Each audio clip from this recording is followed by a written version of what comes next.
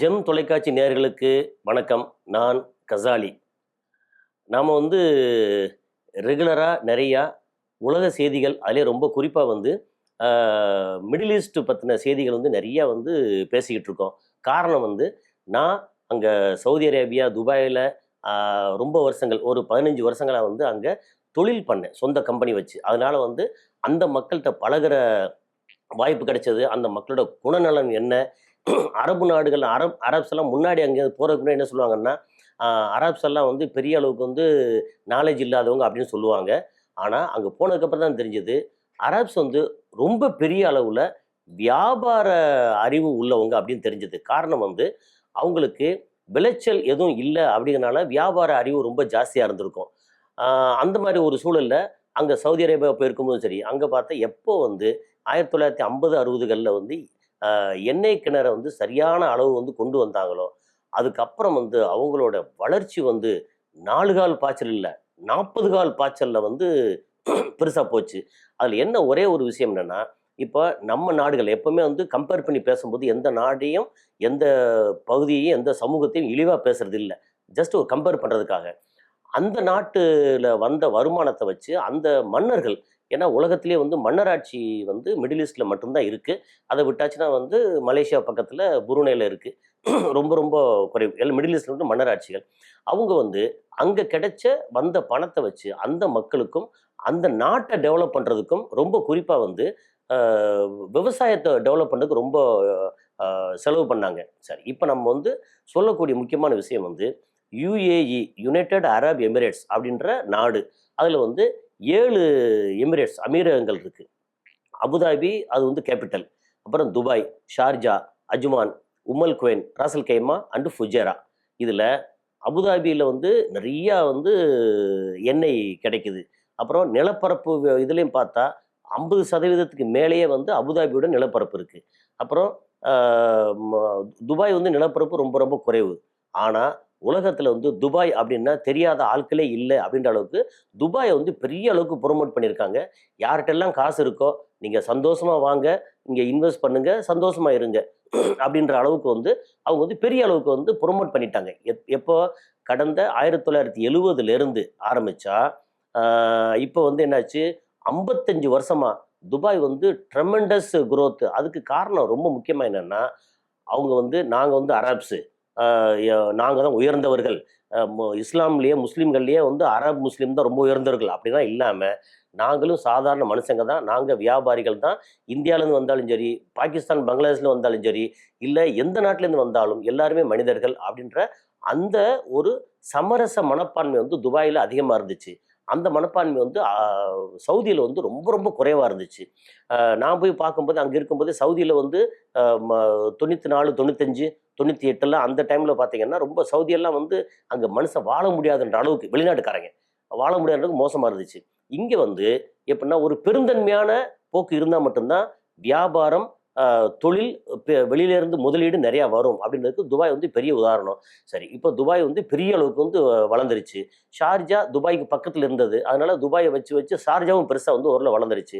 Ajman ரொம்ப பெருசாக இல்லை, உம்மல் குவைன் ரொம்ப பெருசாக இல்லை, ராசல் கைமா அது லேட்டாக 6 எமிரேட்ஸாக இருந்தது. அப்புறம் 7வதா ராசல் கைமா கொஞ்சம் லேட்டாக சேர்ந்தது. சரி, இப்போ ராசல் கைமாவில் வருமானம் வேணுமே.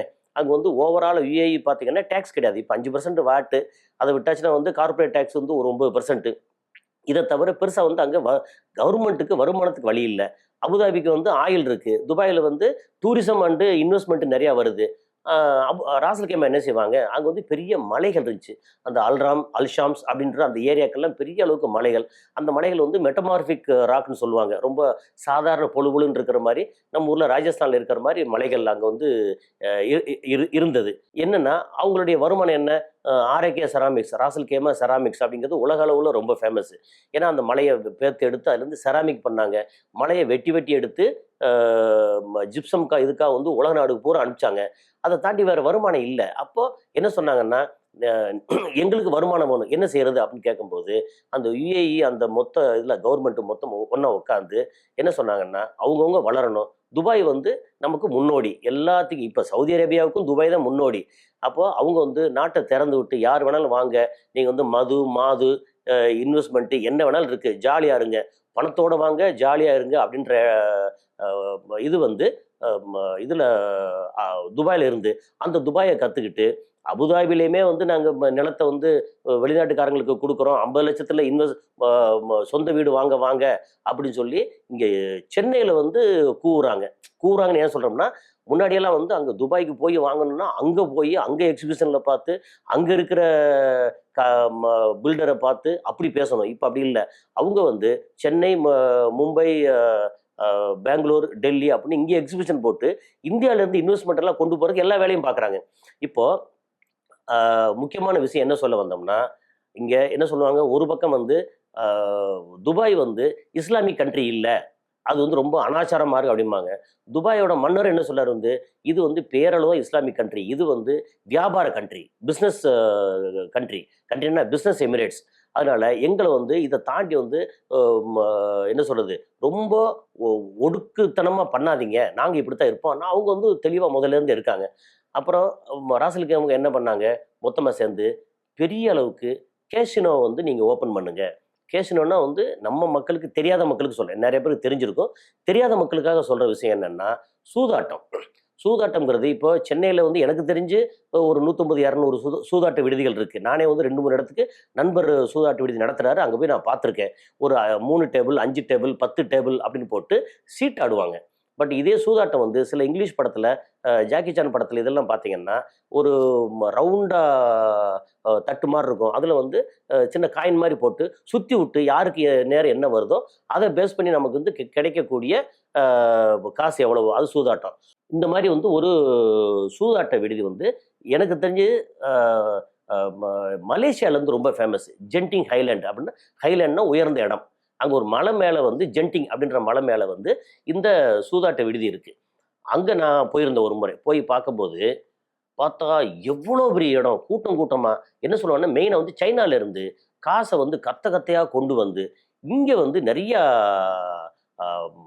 மக்கள், ஆண் பெண் வயசு வித்தியாசம் இல்லாமல் உட்காந்து நாள் கணக்கா, வாரக்கணக்கா, மாதக்கணக்கா அங்கேயே சூதாட வேண்டியது.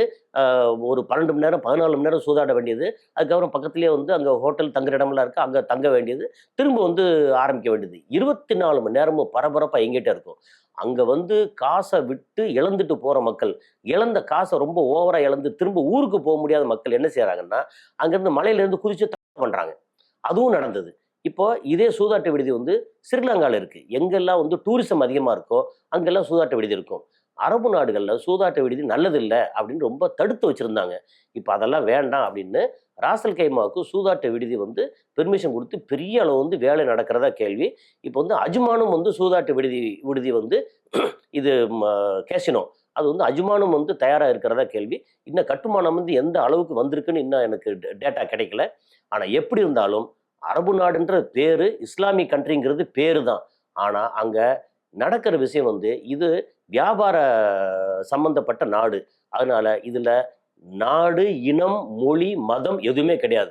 நீங்கள் வந்து இந்துவா இருக்கியா, கையில் காசு இருக்கா, இங்கே வா இன்வெஸ்ட் பண்ணு.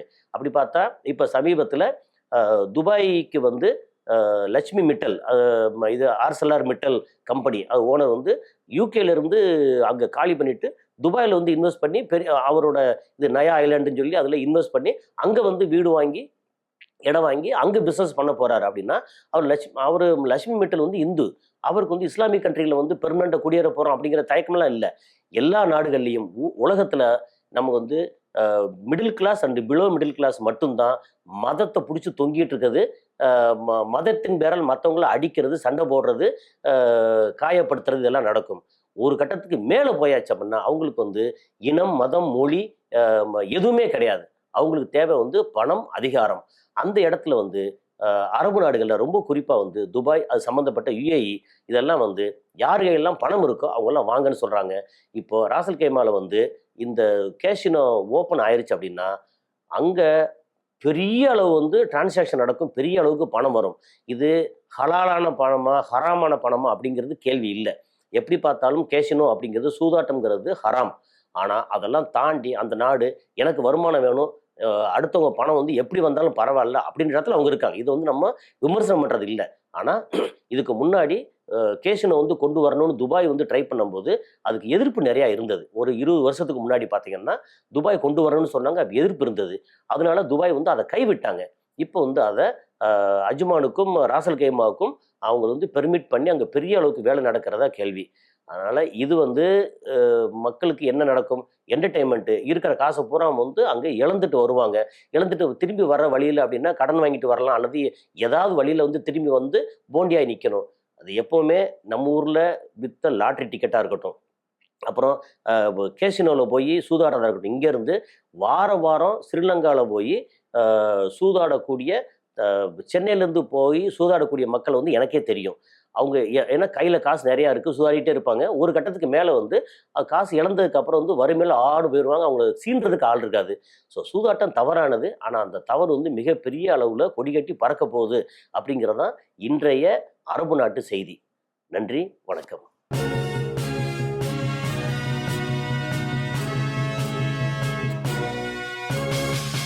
உடனுக்குடன் அப்டேட் தெரிந்து கொள்ள ஜெம் டிவி தமிழ் ஆப்பை இன்ஸ்டால் செய்யவும்.